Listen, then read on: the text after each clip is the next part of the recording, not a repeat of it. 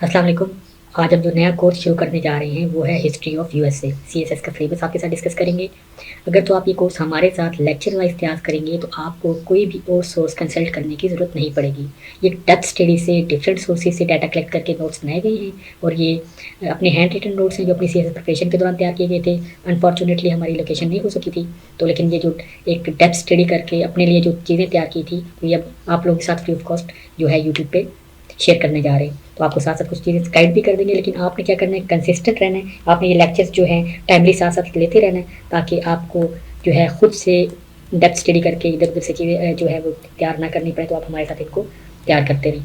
तो ये free of cost है। आप चाहे तो जूम पे इसके लेक्चर ले सकते हैं हमारे साथ, या फिर यूट्यूब पे इसके लेक्चर अपलोड कर दिए जाते हैं, आप वहाँ से ले लीजिएगा। पहले सिलेबस डिस्कस कर लेते हैं। हिस्ट्री ऑफ यूएसए का 100 मार्क का ये सिलेबस है। तो सबसे पहले है जी इंट्रोडक्शन। इंट्रोडक्शन में दो हमारे पास बुलेट पॉइंट्स आ जाते हैं। एक होता है फ्रॉम एंशियंट टाइम्स टू 1492।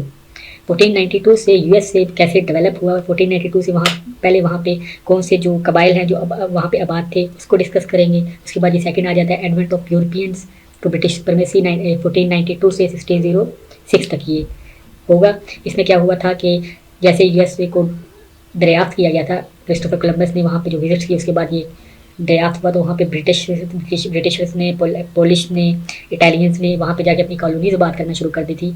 उनको वो कॉलोनीज कैसे आबाद हुई, उसका जो 1492 से लेके 1606 तक का पीरियड था वो कैसा रहा, किस कौन कौन सी जो उस वक्त की मेजर पार्ट थी, ब्रिटन्स थे, पोलिश थे, इटालियंस थे, पुर्तगीज़ थे, इन्होंने वहाँ पे जाके अपनी कॉलोनीज़ को कैसे डेवलप किया, ये पढ़ेंगे। फिर ये सेकंड बुलेट पॉइंट इसमें आ जाता है जी USA as a British colony. 1606 से 1783 तक का ये पीरियड है। अब मैं साथ साथ आपको ये भी बताता चलूँ कि ये जो सेकंड बुलेट था advent of Europeans to British supremacy, ये हमारे पास पास्ट पेपर्स में आ चुका है 2014 में और 2017 में। इसी तरह USA as a British colony 1606 to 1783 ये पास्ट पेपर में आया है। अभी 2023 में भी आया है। 2023 से पहले ये आया था 2021 में। उससे पहले 2019 में फैक्टर्स पूछे गए थे, कौन से फैक्टर्स थे जिसने ब्रिटिश कॉलोनी को डेवलप करने के लिए मजबूर किया। उससे पहले ये 2018 में आया। 2018 में आया था कि 1763 और 1783 की जो दो ट्रीटीज़ हुई थी उनके दरमियान में डिफरेंस क्या था। ये 2018 में बहुत ही लो स्कोरिंग गया था और बहुत से ऐसे कैंडिडेट से जो फेल हो गए थे 2018 के पेपर में। यूएस हिस्ट्री में ये टारगेट हुआ था, उसके बाद अभी 2023 में टारगेट हुआ है।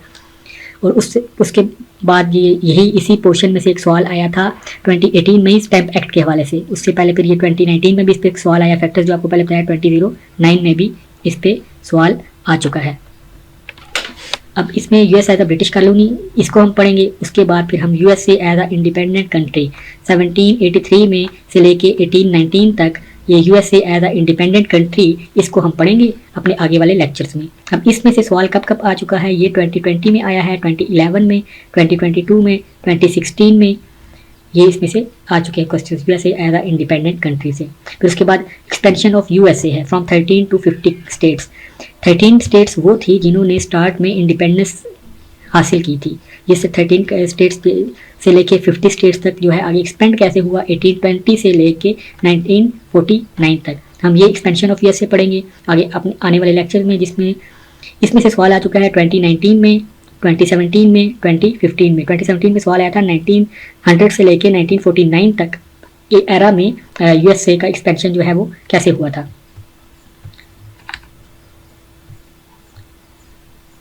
अच्छा जी, तो हम पहुंचे थे जी एक्सपेंशन तक। अब उसके बाद ये मोस्टली जो है कॉन्स्टिट्यूशन ऑफ यूएसए, इसके सेलिएंट फीचर्स पे सवाल आ जाता है। कॉन्स्टिट्यूशन ऑफ यूएसए पे, या इसमें सवाल आ जाता है कि यूएसए का कॉन्स्टिट्यूशन कैसे बना था, कौन से हर्डल्स आए थे, ये सारी चीज़ें जो है इनमें से सवाल अक्सर आ जाता है। ये 2021 में सवाल आ चुका है, 2017 में आ चुका है, 2007 में आ चुका है और 2022 में भी आ चुका है।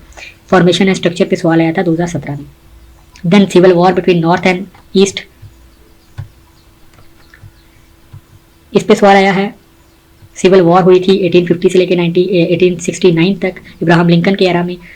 तो ये जो नॉर्थ और साउथ की रेवलरी थी इसके ऊपर सवाल अक्सर आ जाता है, या सिविल वॉर पे आ जाता है कि इंडिपेंडेंस को और सिविल वॉर को आपस में रिलेट करके एक सवाल आ जाता है। ये 2021 में भी आ चुका है, 2019 में भी आ चुका है, 2014 में, 2013 में, 2009 में और 2003 में सिविल वॉर पे सवाल आ चुका है।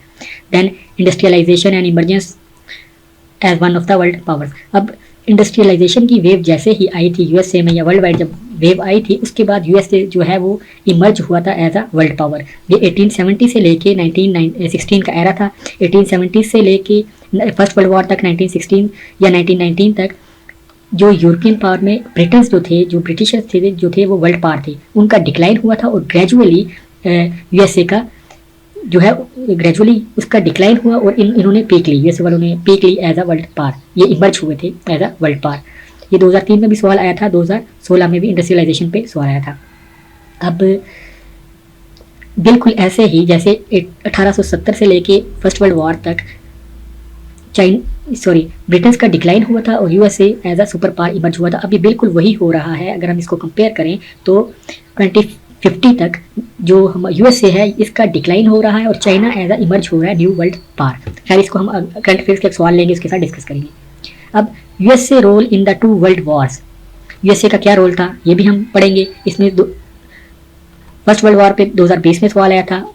सेकेंड वर्ल्ड वॉर जो थी वो 1939 से 1945 तक थी, इस पे सवाल आया था 2017 में और 2019 में। 2019 में आया था फ्रैंकलिन डी रूजवेल्ट, इसकी जो न्यू डील थी या इसकी जो पॉलिसी थी इस पे सवाल आया था। लेकिन गालिबन मुझे याद आ रहा है कि वर्ल्ड वॉर 2 और कोल्ड वॉर के स्टार्ट पे 2018 में भी सवाल आया हुआ। अच्छा जी, post 1945 world scenario and emergence of USA and USSR Soviet Union as the 2 world powers, इस पे 2020 में सवाल आया। American role in patronising UNO and international organisation 1945 to 2012, इससे भी सवाल अभी तक कोई नहीं आया। लेकिन ये मर्ज करके ना कोल्ड वॉर के साथ मर्ज करके या इंटरनेशनल ऑर्गेनाइजेशन यूएनओ वगैरह के साथ मर्ज करके इस पर एक सवाल बना देते हैं। अच्छा जी, American role in Cold war पे सवाल आया 2018 में, 2022 में। 2018 में टारगेट हुआ था तो उस पर इसकी काजीज पे सवाल आया था और इसकी कंक्लूजन पे सवाल आया था, कोल्ड वॉर कैसे एंड हुई 2018 में, इस पे सवाल आया था। And the emergence as a sole super power, इस पे सवाल कब आया है जी? पोस्ट कोल्ड वॉर पे क्लिंटन के इकोनॉमिक चैलेंजेस पे सवाल आया हुआ है, इकोनॉमिक असिस्टेंस पे सवाल आया हुआ 2021 में। इसमें मार्शल प्लान और ट्रूमन डॉक्ट्रिन वगैरह सारी आ जाती हैं। Then international concerns of USA, our USA के इंटरनेशनल कंसर्न्स के हैं उसको हम पढ़ेंगे इन डेप्थ या करंट अफेयर्स के साथ रिलेट करके हम पढ़ लेंगे। War on terror, the role of Pakistan and USA, Pakistan और यूएस के रिलेशन पे अक्सर सवाल आ जाता है। इसमें भी 2009 में आया हुआ है, 2010 में आया हुआ है। फिर JW बुश की जो पॉलिसीज़ हैं 2021 में उस पर सवाल आया हुआ है। पाक यूएस रिलेशन पे 2018 में सवाल आया हुआ है, 2017 पे सवाल आया हुआ है। US as a super power और उसके पाकिस्तान के साथ रिलेशन आप इसको इग्नोर नहीं कर सकते, इस पर अक्सर सवाल आ जाता है। फिर ग्लोबल परसेप्शन ऑफ यूएसए में मुस्लिम की ग्लोबल जो रिसेप्शन है उस पर 2017 में सवाल आया हुआ है। Progressive Era reforms of Theodore Roosevelt and Woodrow Wilson, इस पर अक्सर सवाल आ जाता है, लेकिन वो वुडरो विल्सन की पॉलिसीज़ पे सवाल आता है। इसको वर्ल्ड वॉर 1 के साथ रिलेट करके सवाल आता है। और the great depression and the new deal, Franklin D Roosevelt की बात हो रही है, फिर इस पर अक्सर सवाल आ जाता है। 2009 में भी आया हुआ है, 2010 में भी आया हुआ है। अच्छा जी, सिविल राइट्स मूवमेंट है, इस पर अक्सर सवाल आ जाता है। सिविल राइट्स मूवमेंट में 2021 में भी सवाल आया हुआ है। राइट्स ऑफ वोट पे सवाल आया हुआ है 2021 में, और 2019 में भी इस पर सवाल आया हुआ है, 2018 में भी इस पर सवाल आया हुआ है, 2016 में भी आया हुआ है। इस पर 2018 में यूएस में वुमेंस का क्या रोल है, राइट टू वोट पे भी सवाल आया हुआ है, और वुमेंस की जो स्ट्रगल है उस पर भी 2018 में सवाल है। 2021 में राइट टू वोट पे आया हुआ है, 2018 में वुमेन स्ट्रगल पे वोट आया हुआ है, और 2018 में अफ्रीकन स्ट्रगल पे या ब्लैक जो वेव थी उस पर एक सवाल आया था। फिर United States role in international conflicts, दुनिया में जो भी कॉन्फ्लिक्ट्स हो रहे हैं उसमें यूएस का तो रोल है ही है, तो उस पर भी सवाल आ जाता है। 2021 में इंडिया यूएस नेक्सस पे सवाल आया हुआ है। देन एशियन पैसिफिक रीजन पे यूएस और चाइना की राइवलरी को लेकर 2020 में सवाल आया था, 2017 में भी सवाल आया, 2015 में भी सवाल आया। तो नेटो को लेकर 2020 में सवाल आया था, ये हिस्ट्री ऑफ यूएसए में। और आजकल भी यूक्रेन क्राइसिस चल रहा है, यूक्रेन में यूएस का रोल है, नेटो की एक्सपेंशन हो रही है, तो ये नेटो को भी आप यूएस हिस्ट्री में या करंट अफेयर्स में निगलेक्ट नहीं कर सकते। रोल ऑफ यूनाइटेड स्टेट्स हो गया। फिर यूएस प्रेसिडेंशियल इलेक्शन पे 2017 में सवाल आया था, कांग्रेस रोल एंड फंक्शन पे 2017 में सवाल आया था। Separation of powers, checks and balances, ये एक बहुत ही इंपॉर्टेंट कॉन्स्टिट्यूशन के साथ रिलेट करके एक बहुत ही इंपॉर्टेंट टॉपिक बनता है। इस पर अक्सर सवाल आ जाते हैं, आपने इसको ईजी नहीं लेना। 2020 में सवाल आया, 2010 में सवाल आया, 2001 में सवाल आया, और अभी ये एक मोस्ट इंपॉर्टेंट सेक्शन है। 2023 में तो नहीं आया, 2024 के लिए, तो इसको आपने निगलेक्ट नहीं करना। इसके अलावा जो शॉर्ट नोट्स हैं वो मैं आपके साथ डिस्कस कर लेता हूँ कि शॉर्ट नोट्स किन किन टॉपिक्स पे आए हैं।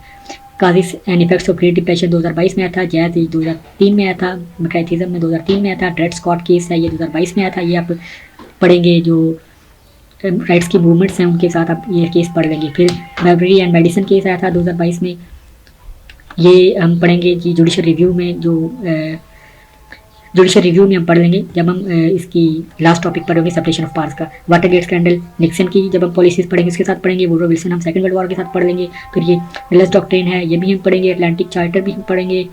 ये वो चीज़ें हैं जो पहले आ चुकी हैं। अमेरिकन रेवोल्यूशन 2003 में आया था, ये हम इस टॉपिक के साथ पढ़ेंगे। Advent of European to British supremacy में। फिर right to vote to women 2021 में आया था, 2018 में आया था, ये मैं नीचे डिस्कस कर चुका हूँ आपका, ये हम वहाँ पर पढ़ेंगे। फिर और इसमें कौन से हैं, नेटो एक्सपेंशन जो है इसको भी हम पढ़ लेंगे इसके साथ रिलेट करके। स्लेवरी बहुत इंपॉर्टेंट टॉपिक है, इसको भी हम सिविल राइट्स मूवमेंट के साथ पढ़ेंगे।